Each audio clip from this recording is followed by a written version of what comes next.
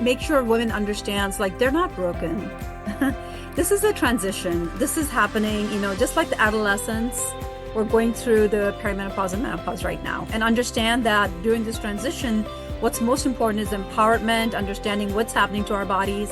Our bodies are our friends, not foe. A lot of women actually worried about losing jobs because the mood is so off. They feel so explosive. They feel like they can just, snap somebody. And I've had women in very high positions who come back and said, you know what, Harpreet, this HRT has saved my job.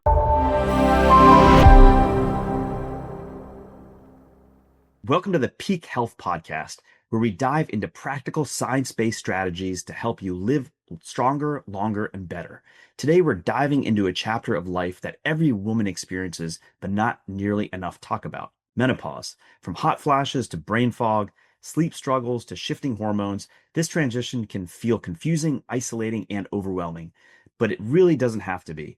I'm joined today by Dr. Harpreet Gujral, a highly trained integrative nurse coach and a nurse practitioner with over 30 years of healthcare experience. And together we'll answer the top 10 questions women are asking about menopause so you can feel informed, supported, and empowered to thrive through this stage of life. Welcome, Harpreet. Thank you, Ravi, and thanks to the listeners. I'm really happy to have you here. This is a question, or these questions are ones that many people ask about, and there's a lot of misconceptions. So we'll really clear things up during this podcast. I'm going to ask a very simple question to start off, because this is the question almost everyone's asking is, should women in general go on hormone replacement therapy? And the reason I'm asking this first, because there's a lot of other questions that we're going to ask that go along with this, but I want to get this out of the way first, this answer out of the way first, so you can really pay attention to the rest of the material here. Yes, of course. The answer is yes. For majority of women, they are a very good candidate for consideration of hormones. Obviously, there is caveat to this, and we'll get into that in the podcast a little later. Yes. So I just really want to stress that point, because there's been a lot of misconception. The Women's Health Initiative, the study that was out in like 2003, 2004, portrayed hormone replacement therapy as a big negative, causing cardiovascular events and, thromboembolism and things of that sort.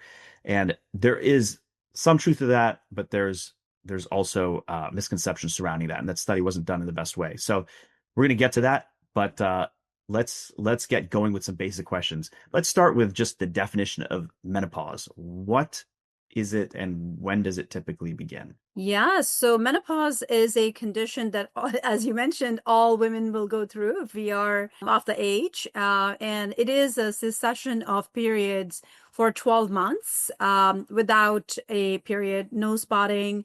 And it's not caused by another medical reason like ablation or hysterectomy, uterus removal.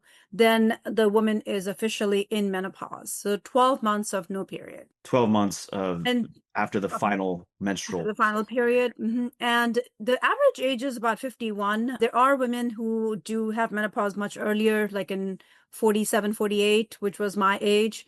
And then there are others who, continue to have periods until 53, 55 years of age. Can you still be in like the perimenopausal space even though you're having menses? Absolutely. So perimenopause is when the estrogen is going down. Ovaries are trying to do the best job, but they do have a retirement plan, so they're not producing as much estrogen. And that duration from when these periods are, irregular, and women are starting to have symptoms until they hit the menopause, which is 12 months period, that duration can be as long as 5 to 10, 11 years. So like say a woman is her last period is in her 50s, let's say just the age of 51, the average age. You're saying that 10 years prior to that, they can start having these perimenopausal symptoms. Exactly. The hot flashes, the night sweats, the brain fog, the memory, the mood, all that can start much earlier. And, I will just share my story real quick. Sure. That's okay. Is, when I was going through perimenopause, I had no idea that's what was happening. I did not seek medical attention. I didn't ask for help. I just plowed through it. The challenge was that I was not sleeping well. My mood was off. I was tired. I was having to write things down. I really consider myself pretty much, on top of my game and really feeling good about the work I do. And yet in perimenopause, I had to jot things down.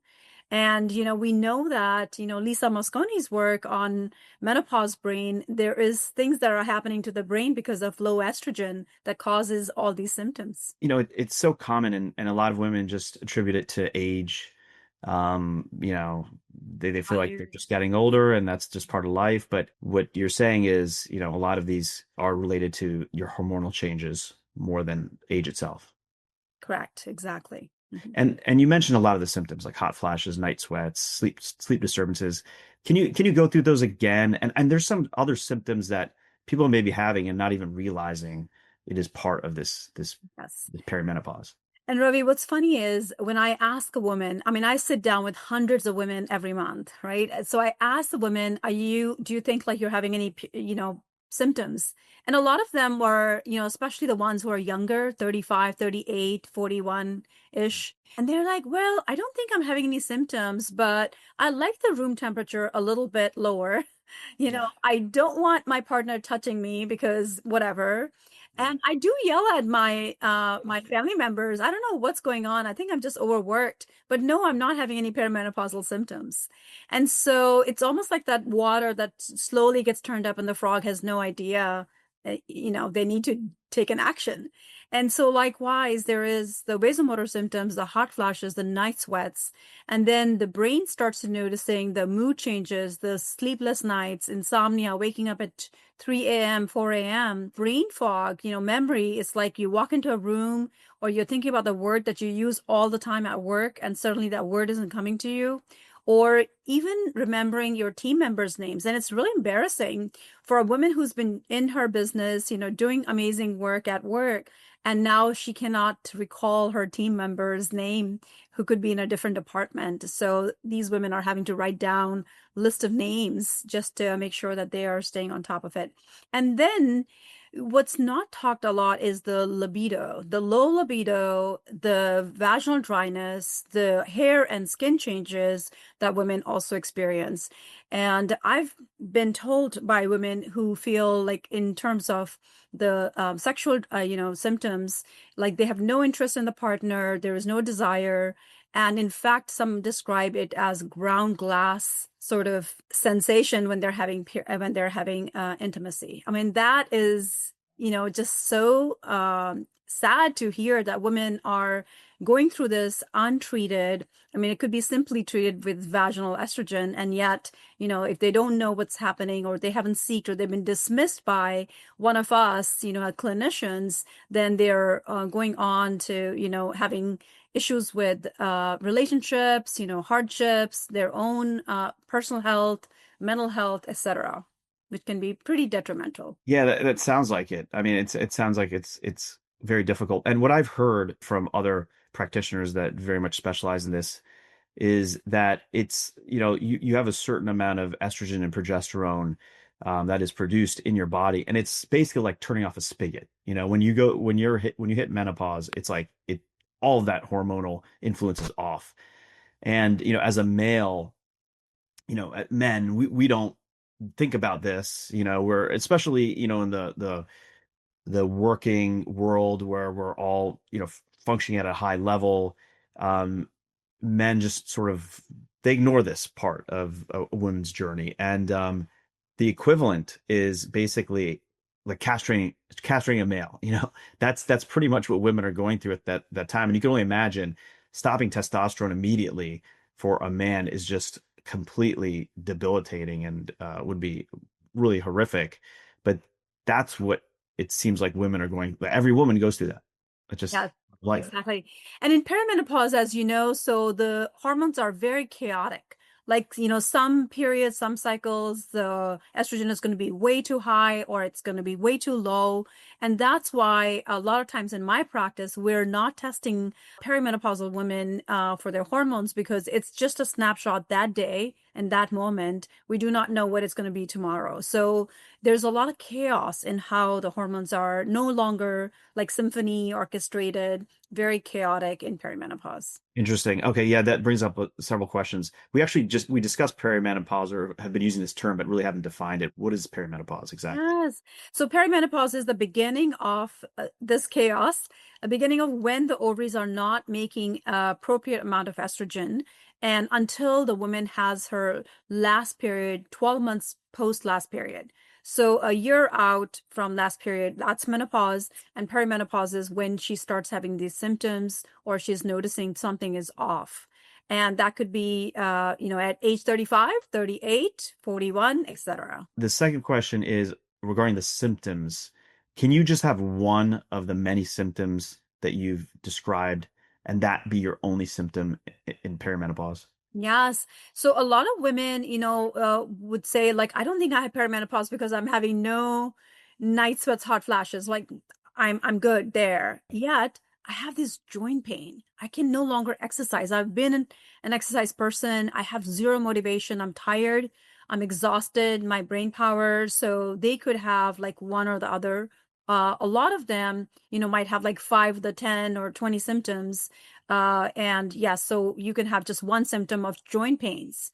And you're like, I don't know why I'm so tired. I think I'm just overworking myself, or just the society and where we are, in our, as a society, maybe that's what's tiring me down. And so they don't seek attention, medical attention. That's really interesting. And what you also said, which goes to my third question, is that you don't necessarily see this when checking hormone levels. So if someone has these symptoms and by chance their estrogen and progesterone are checked, they could be in the normal range and they could say, oh, it's nothing, but there's so much fluctuation, you're just catching it at a given moment in time. Exactly. And so what's most important is to not dismiss the woman and for us to be as clinicians to be understanding of like having these conversations and understanding like let's check into it if this is perimenopause as one of the differential diagnosis versus, dismissing them and saying all of your labs are, normal, all your regular blood work is completely normal, you can go home now. So we'll talk more about that when we get to treatment because that is like if you're considering hormone replacement therapy, this is something you should think about. So excellent. Okay, so we talked about you mentioned sexual health, libido, and other symptoms that really sometimes we don't really attribute to perimenopause, like joint pains and even frozen shoulders. People can have something like that, and that could be related to perimenopause. What about the health risks? What are the longer term health risks of just menopause in general? So Ravi, it really saddens me when I see my mom's generation, my mother-in-law generation. That generation is suffering from osteopenia, osteoporosis, heart disease, cognitive decline. And it's really sad because they were deprived of these conversations that women are having now with clinicians who are understanding what is going through.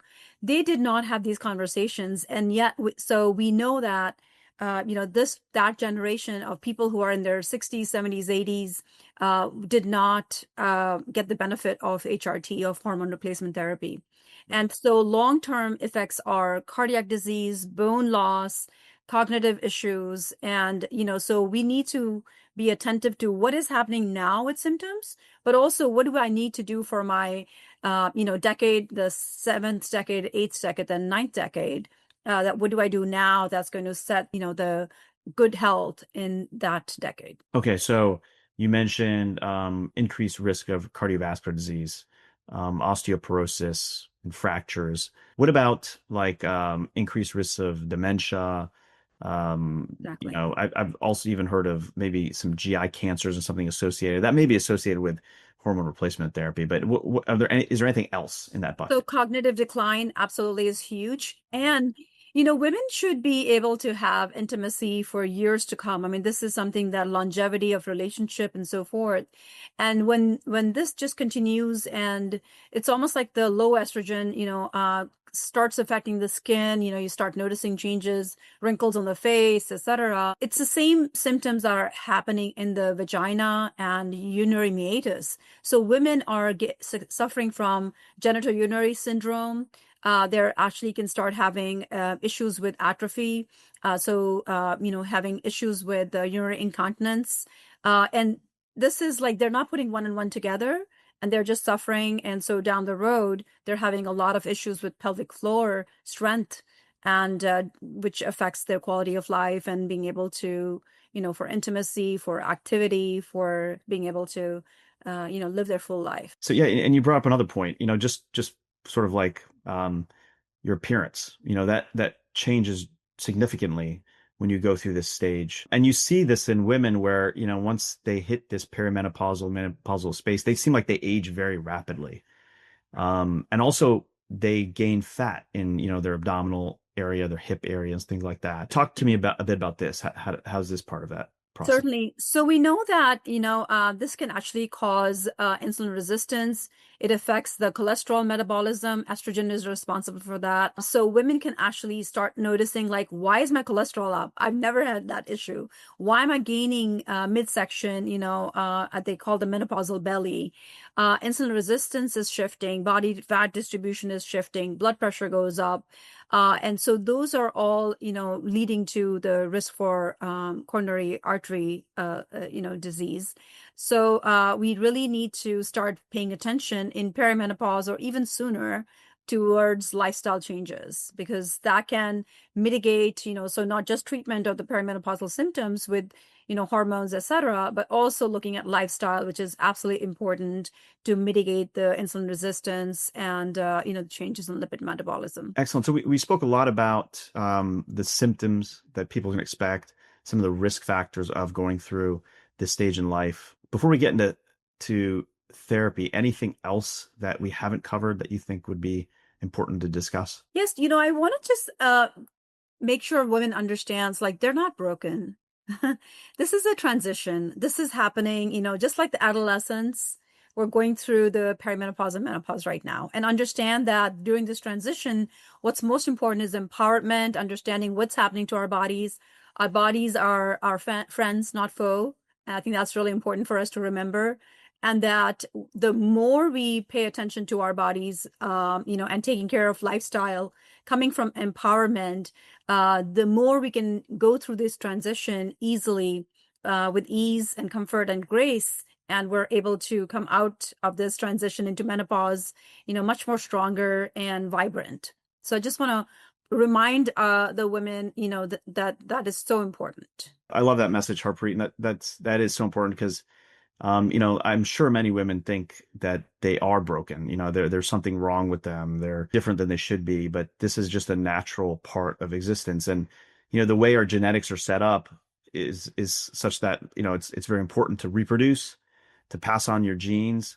And there's a given period of time where that happens. And then when that period of time is over, then if you look at things like biologically from like a, sort of like a teleologic perspective, and really there's no need to continue life. It's like we are living longer periods of time because of medical advances, because of, many things. But from like a purely from like a natural survival of the fittest perspective, like you're done. You're done passing on your genes. So like this is how we are, genetically put together.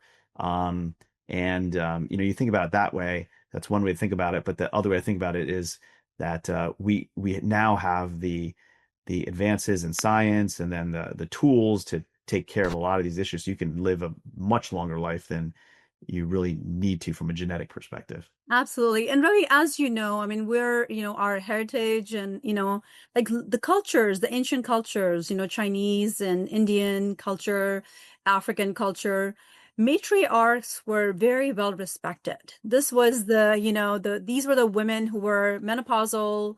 they've seen life, they have lived experiences, their wisdom, they're taking care of the grandchildren, they're helping, pull in the life experiences in making very important decisions. And so when, these matriarchs were, looked upon and seeked, the generation was seeking their wisdom. And Yeah. so there is some social component here in our current society right now where, ageism is real. You start to notice like, women in their 60s and 70s may not feel the same, the attention given to them when they were in their 20s, 30s, 40s. Now, these women are coming from more empowerment. They're coming from wisdom. They're coming from their life experiences. And, so just a reminder for us to say, when we are in our best possible health state, mental and physical and spiritual state, we're able to give to the next generation so much more, just like the matriarchs, were able to do that in the previous generations. Yeah, that's beautiful. I love that. It makes so much sense. It makes so much sense to take care of yourself in this way because you are able to give in ways that maybe you couldn't otherwise. Excellent. So let's go into hormone replacement therapy or other treatment options. Like, there are treatment options. Let's just talk about it as a big category. What are the treatment options? Yes. So a lot of women, they come to me because they've been, looking at the social media or doing some research. I love that women are really focusing on, social media and figuring out what's going on. That's good to, inform themselves. I do remind women to make sure that they are seeking appropriate, well-respected, credible sources of information, like your podcast, like the North American Menopausal Society guidelines, like the ACOG, guidelines. I think it's really important, just because there's a shiny object or some magic pill that's being promised, that we don't fall prey to it, because our symptoms are so, impacting our life so much that women are, a lot of times very much like, desperate, and they might just go for anything. So natural is not safe. It's really important, they might say, well, I want natural treatment. It's like, there are some treatments, for example, maca, and there is a specific brand that I use because not all supplements are created equal, as you've mentioned that in your podcast Right. previously. What is maca, Harpreet? What is maca? Maca, MACA. So What there's is it? maca is a root. It grows in Peru. It's like the radish root.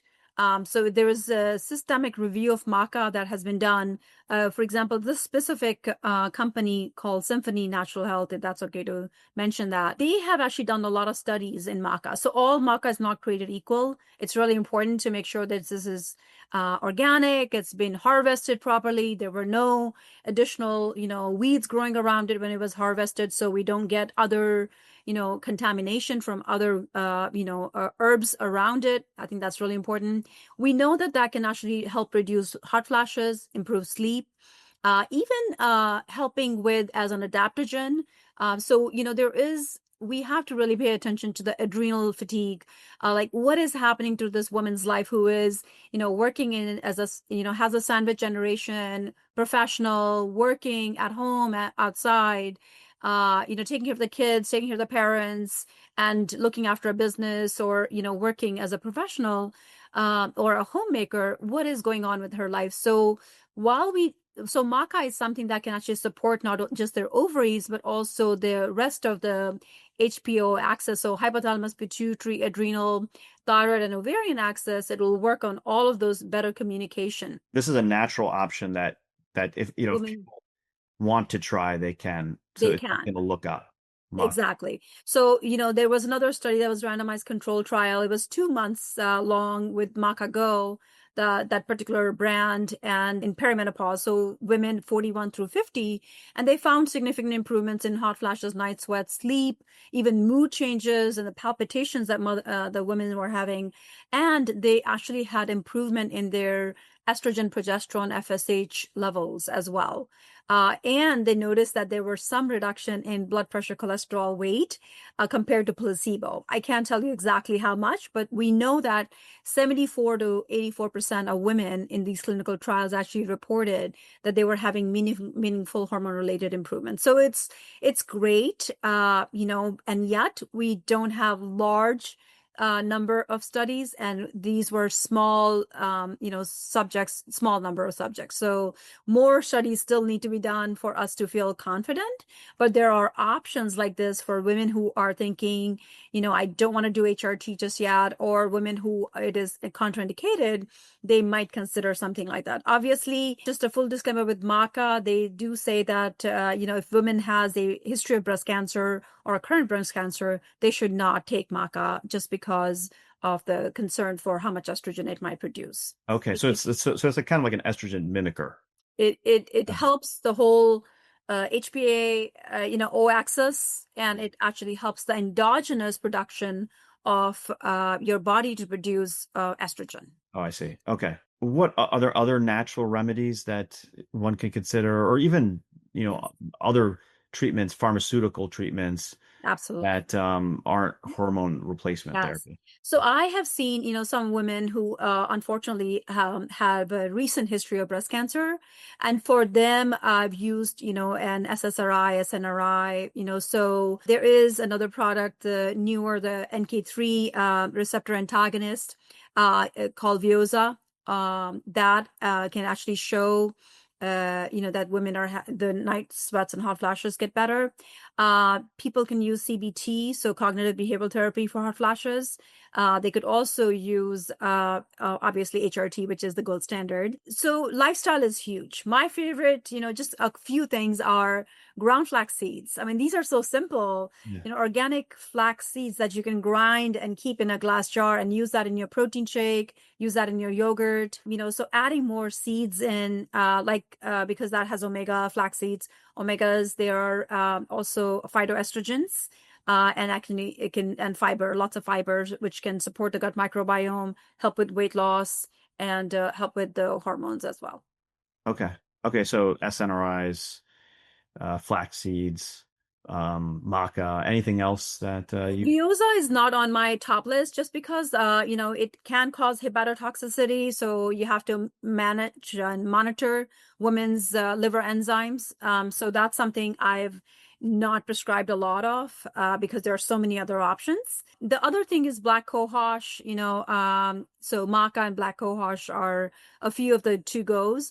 But I would say it's really important to make sure we're going for evidence-based, high quality, credible, and really discussing with a clinician who knows something about versus just trying the next, big social media, on TikTok, this product that's, saying that it's magical and it's going to take care of everything. Yeah, yeah, it's something truly to be cognizant of because there's so many of these people out there that have other interests. They're trying to sell their product. They have affiliate agreement with a certain company. I mean, it happens so often, and then I get a lot of these questions like, "Oh, why? I don't want to do hormone replacement therapy because this other thing's out there. This person said that it's not worth it or the risks are too high, etc." So, absolutely, that's a good point. Now, stepping back a second, you mentioned so many things could be, be the perimenopausal symptoms. So many different symptoms could sort of be part of that, your symptomology. If you start having one or two of those symptoms and you see your physician and they say, like this may be perimenopause, should you go ahead and start treatment right away at that point, or should you wait, or how do you approach that? So I meet the woman where she is. If she is like thinking she wants to try natural first, absolutely. Let's get started on maca. Let's clean up the diet. Let's make sure lifestyle, movement, good sleep is absolutely important for us to feel, good relief. And there are other women who are just have had it. They're just so happy that they came here and they're able to, someone listen to them deeply, someone who understands science, who has experienced similar, journey. And so I say, let's get started with HRT. Let's start with the transdermal patch, estradiol patch. And it's like magic, Ravi. I see these women, we discuss and we come up with a plan. We start the HRT. So start the transdermal patch, which is twice a week, small transdermal discrete estradiol patch. They peel the back, they put in the lower abdomen. day 4, take it off and put a new one on. They do micronized progesterone every night at bedtime to protect the lining of the uterus when we take estrogen, to make sure that that is, protected. And they sleep very, very deeply now that they have progesterone on board. Their anxiety has gone down. They feel more energy. The brain fog is lifted. Joint pain is better. They're sleeping because they have no more drenching sweats that are waking them up in the middle of the night, having to change their sheets, change their clothes, etc. It just changes. And then the mood is better. Like, there are a lot of women actually worried about losing jobs because the mood is so off. They feel so explosive. They feel like they can just, snap somebody. And I've had women in very high positions who come back and said, you know what, Harpreet, this HRT has saved my job. Like, I just feel I was so concerned and worried. Like, I was really trying to have it together, at work, but it was getting really tricky. And I don't know what comes on, to me. Like, I just be so explosive. And now that I have HRT in place, my mood is better. My family is remarking how I'm more myself again, and I'm not worried about, how I show up at my workplace. Now, what if the woman is 39, 40, has one of the vague symptoms, like maybe joint pains and difficulty sleeping, maybe some brain fog, something Yeah, like that. absolutely. And they say Absolutely. and they say, "Hey, look, I want to try HRT." Then Yes, is there a reason not to give it to them? no, there is no reason to withhold. Like, their estrogen is chaotic. It's up and down. It's not that beautiful, meticulous graphs that we're used to seeing in the menstrual cycle. And so really meet that woman over, where she is. If she needs to feel better so she can, be productive and take care of her family and workplace and feel good herself, let's support her. And we can start with a small dose of the estradiol patch. I'm not saying like everybody should start on a small dose. It really depends. When I'm meeting with a woman, we decide what seems to be the right dosage for them. But absolutely What's the encourage the range? What's girl. the range Yeah, so it starts at 0.025 milligrams transdermal patch, and goes up to zero point 0.1. It depends on how they're absorbing, what is the hepatic absorption level, like, how are there toxins that, don't clear the metabolites. So for example, let's say I started someone on 0.05 milligram semi-weekly patch, and now they're complaining, they come back and they're saying, my joint pain is all gone. Mood is better. I'm sleeping so well. This is fantastic, but I'm having breast tenderness. It's really uncomfortable. So, we know that there is the metabolite, of the estradiol that's sitting around causing the issues, and we want to support the liver. So I do say, like, let's clean up the lifestyle. I mean, that starts from the very beginning. Let's make sure we're not incorporating very much processed, ultra processed foods. If you're eating whole foods, it's much better. Foods with sulforaphane rich vegetables, broccoli, Brussels sprouts, cauliflower, dandelion, arugula, that actually can help the liver support these metabolites of estradiol and remove them. And that magically just gets things better. And if it's not getting better, then I start them on estrodim, diindole methane supplement that can actually every other day, that can also help support that, so they don't have this breast tenderness, lingering. I see. So basically you would start with a low dose, titrate up every several weeks, or how often? So I don't start everybody on low dose. It really depends on, this age, what is her age, what are her symptoms, how miserable she is, and what is her style, what resonates with her. Some women would say, Harpreet, I'm very conservative. Please start me on the 0.0025. Like, I want to be the slowest patch. And that maybe their dose is 0.05. And so it's going to take us a couple of, appointments where I've honored the woman, I've gone slow, but maybe that is the magical dose for her, 0.05. Okay. So we meet once every 4 weeks to see how things are going. And then, the next appointment is in 6 weeks or 8 weeks, depends on how things are. The woman who's going through a lot of other changes, lots of mood issues, lifestyle, there's support and help that's needed, especially in my, when I'm working with them as a coach, women's health coach, in that hat that I wear. That is huge in supporting them to see how easy it can be to incorporate these changes, which, we are expecting women to have all these things in place: their sleep, their movement, eating healthier, saying no when they should be able to say no versus taking it on more and more. All of those things really help, when there is support in place instead of having to do it all by themselves. And so the goal is to, so you say you meet every 4 weeks, say the goal is to find the right dose. So is it possible you could shoot too hot, too much at first, then you step down? Like, how would you know? Exactly. For someone, if someone says, Harpreet, I am so done with these symptoms, I really need to feel better. Let's go with a higher dose. So we might start at 0.05 or 0.075 milligram, and they might have breast tenderness, they might have cramping, and they might have had more frequent period. Then we know that there is more estrogen on board. We need to, lower it. So it really depends on, I'm listening to their symptoms, listening to what's going on, and we gauge it according to that. I see. And then what about progesterone? Is it similar type of thing?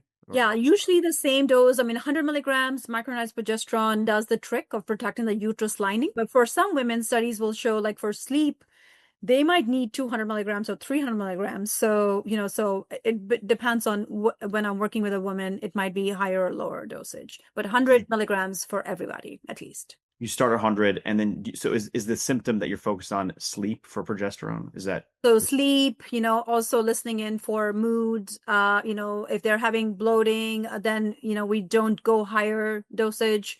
Progesterone, micronized progesterone is based in peanut oil. So really important to make sure that, though, first of all, women does not have any allergies to peanut. It can be done compounded, in olive oil or other oils, which is totally fine. We can do that. But, so lots of listening, caveats, nuances to figure out what seems to be the right, dosage for them. Okay. So it's really just, it's a lot of interaction, a lot of back and forth, maybe adjusting things minimally here and there until they're on the correct dosage. Exactly. And they have improvement of symptoms at the lowest dosage that makes sense. Exactly. And Ravi, the interesting thing is, I remind the woman in perimenopause, it's still a moving target. Like as the ovaries will start to produce less and less, they might still need to adjust their dosage of the estradiol down the road. Like maybe next year, now they have the sweet spot. This is working beautifully, 0.0375 or 0.05. And now suddenly they start noticing, I'm having joint pains again. My shoulder is hurting. I'm getting, crankier, or I'm not sleeping, or, whatever symptoms, like I'm fatigued, then most likely they need a slightly higher dosage. This dose is different than birth control, correct? This is Yeah, so context is about 1/6 of what people take. So in birth control, like everybody gets passed around like M&Ms. Like everyone can have birth control, but when it comes to HRT, there is this, we want to spend some time on the WHI study. So as you mentioned earlier, Ravi, the World, the Women's Health Initiative.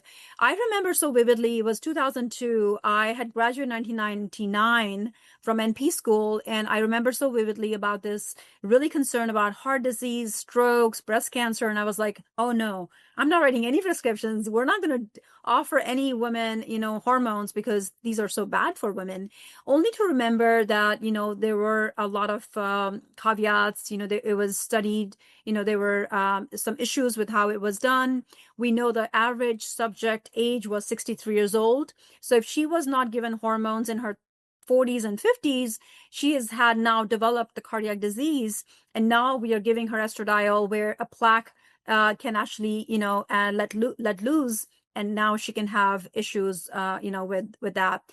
So it's really important to, understand. And the products that they were using were very different. Right now, as you know, we're using micronized progesterone, and we're using estradiol transdermal patches mostly.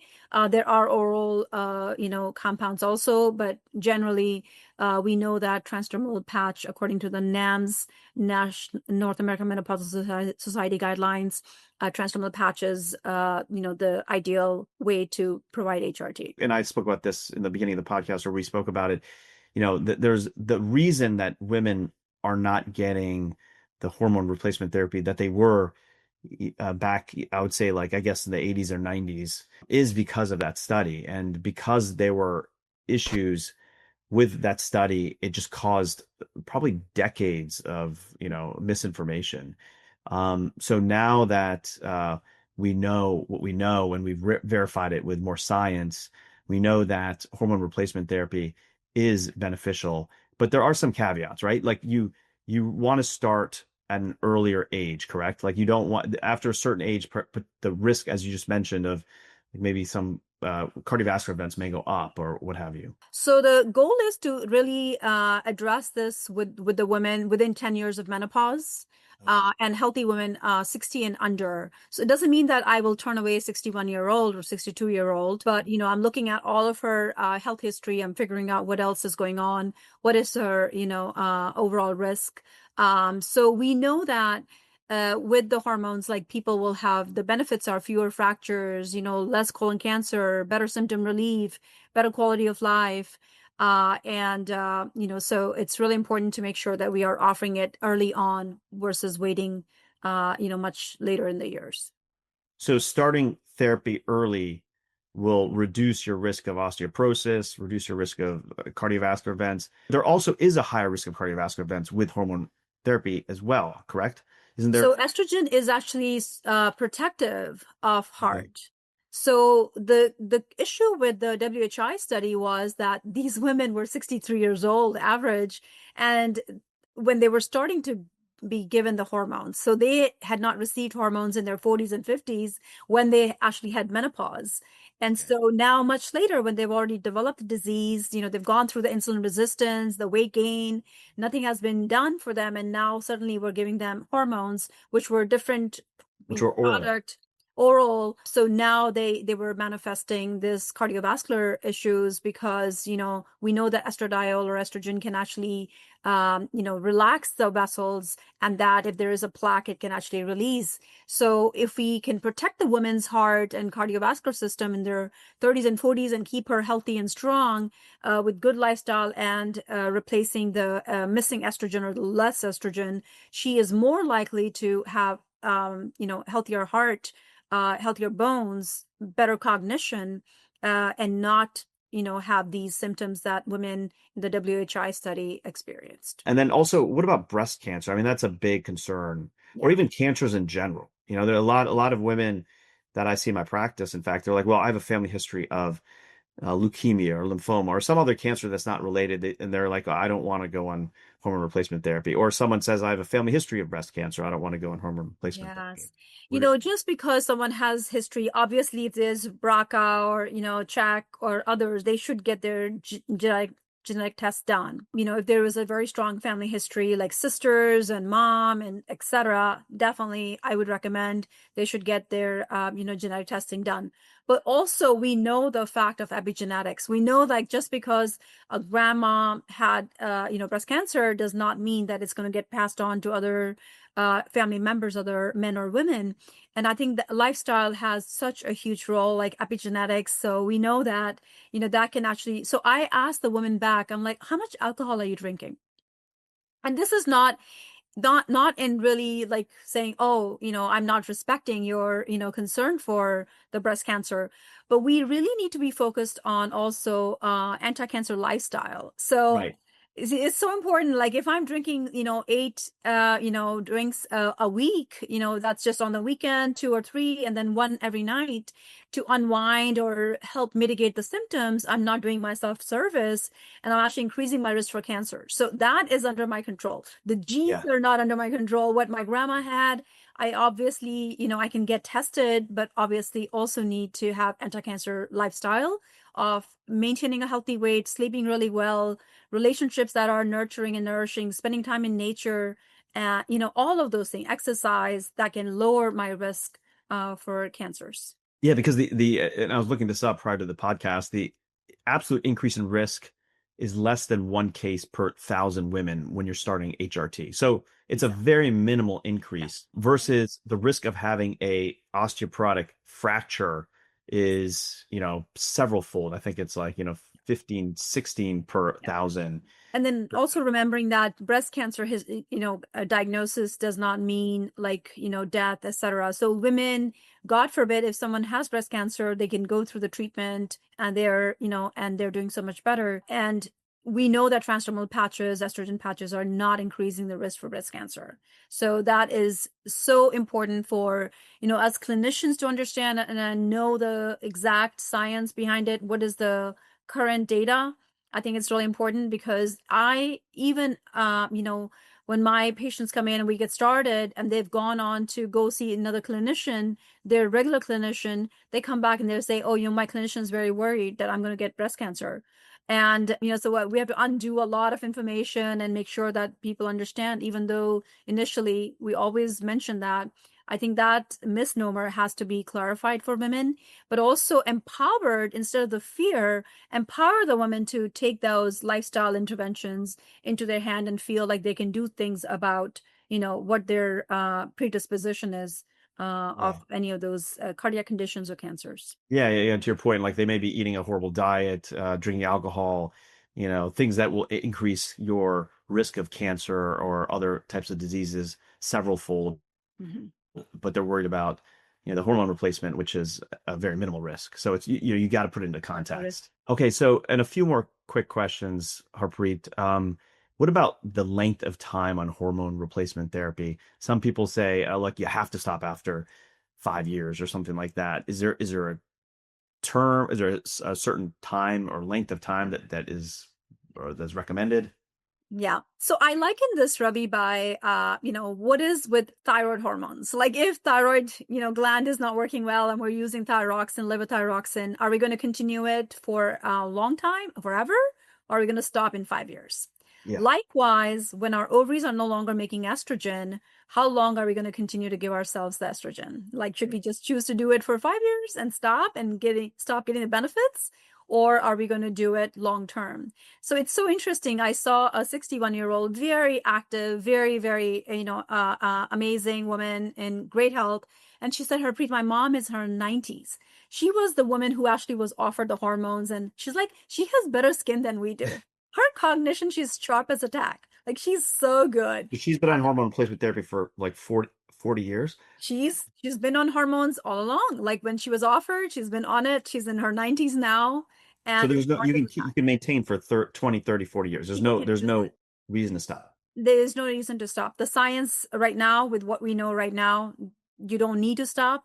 Obviously, some women, like let's say family history, personal history, of a long time ago, there was, something that they had, then they can choose to do it for 5 years or 8 years at least, to make sure that they gave themselves good benefit of bone, so it's not a quick turnover, bone turnover, etc. So they could choose to be on it for at least 5 to 8 years. And But do you in just stop general, if that were the case, you just stop abruptly, or do you slowly taper off? so slowly taper off. However, the thing is, like as we go beyond in menopause, a lot of vasomotor symptoms go away. So that's why a lot of times when I see women in menopause, they might say, well, I'm not having any hot flashes and night sweats. I guess I don't need anything. I'm just here for weight loss. Like, help me lose weight. And I say, well, the most important thing is like, let's make sure that there is estrogen on board that is affecting this midsection weight gain that you're experiencing. If we can optimize the estrogen, then the body no longer needs to make this, bigger fat cells to make estrone, a low quality estrogen in the midsection. So really important to make sure that, we are using estrogen for weight loss in that way, that it's actually helping the body receive a better estradiol. And we know that will actually help their muscles, better. They will have, not as much fatigue, so quicker recovery. They're stronger. So all of those things, so when women sees this big picture, it's not just vasomotor symptoms of hot flashes and night sweats.